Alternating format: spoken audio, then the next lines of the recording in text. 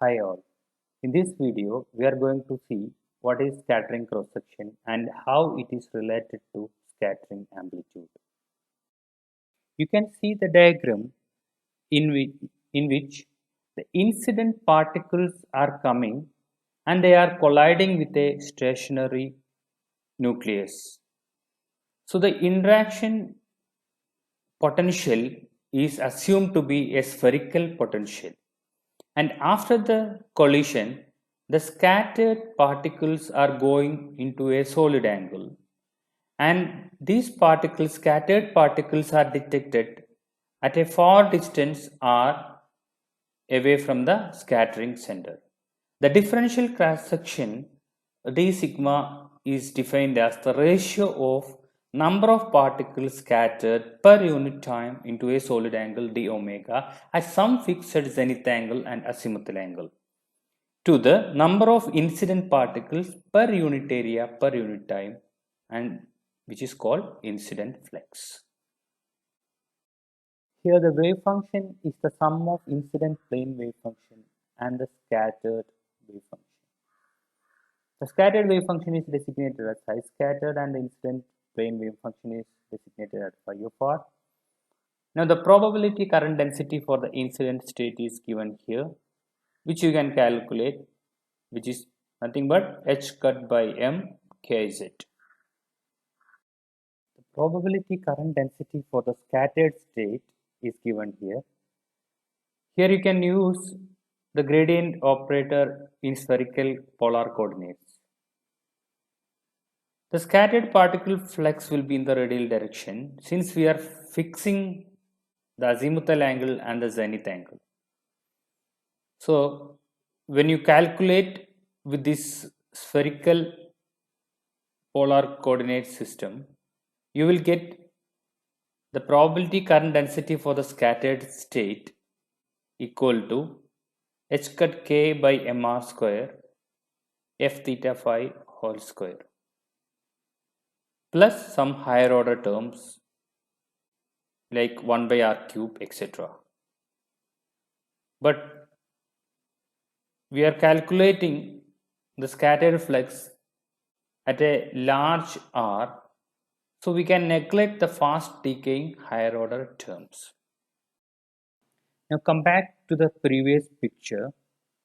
Here we consider a small volume with dimension dr, solid angle d omega, and the radial distance r. So the small volume is given as r square d omega dr.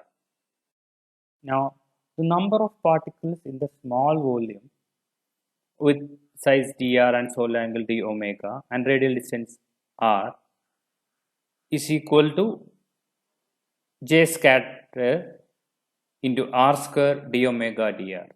When we substitute the value of j scattered, we will get the number of scattered particles as f theta phi square d omega dr. Now let us consider the scattered particle passing through the small volume for a small time dt. Then dt is given as dr by v, where v is the velocity of the particle. So now you can substitute for v. So v is nothing but p, momentum p by m, which is equal to h cut by m k. So dt is the ratio of dr by h cut by m k. Now dn by dt is nothing but the number of particles scattered per unit time into a solid angle d omega at fixed theta and phi. We substitute the values of dn and dt, then we will get dn by dt equal to h cut by m k f theta phi whole square d omega.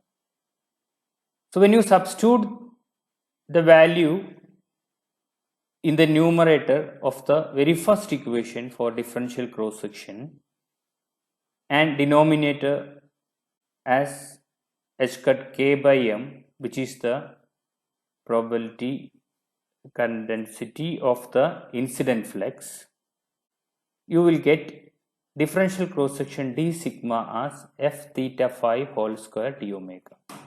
This is the relation between differential cross section and the scattering amplitude. Now you can calculate the total cross section by integrating the differential cross section. So this is the relation between the total cross section, which is sigma equal integral f theta phi whole square d omega. The cross section is very important, which is the probability of interaction.